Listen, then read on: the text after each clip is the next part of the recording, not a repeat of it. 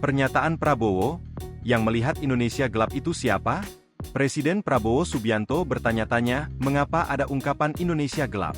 Padahal menurutnya, dirinya berupaya untuk meningkatkan kesejahteraan rakyat. Saudara-saudara yang muda-muda, yang melihat Indonesia gelap itu siapa? Tanya Prabowo saat memberikan sambutan di acara Kongres ke-6 Partai Demokrat di Jakarta Pusat, Selasa, 25 Februari 2025. Kepala negara juga mengungkapkan bahwa Indonesia jauh lebih unggul dari sejumlah negara dari sisi prediksi ekonomi.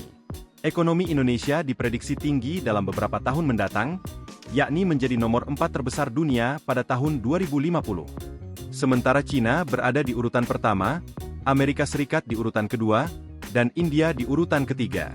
25 tahun akan datangnya, insya Allah saya umurnya 98. Kita, di atas Jepang, di atas Inggris, di atas Prancis, kok Indonesia gelap? Tanya Prabowo lagi. Ia pun mengungkapkan bahwa sejauh ini pihaknya sudah melakukan penghematan untuk dialihkan ke pos pengeluaran yang lebih baik dan lebih penting.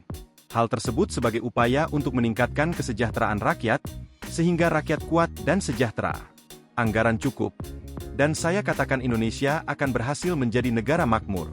Saudara-saudara, dan yang akan nikmati adalah kalian-kalian, jelas Prabowo. Download Tribun X sekarang.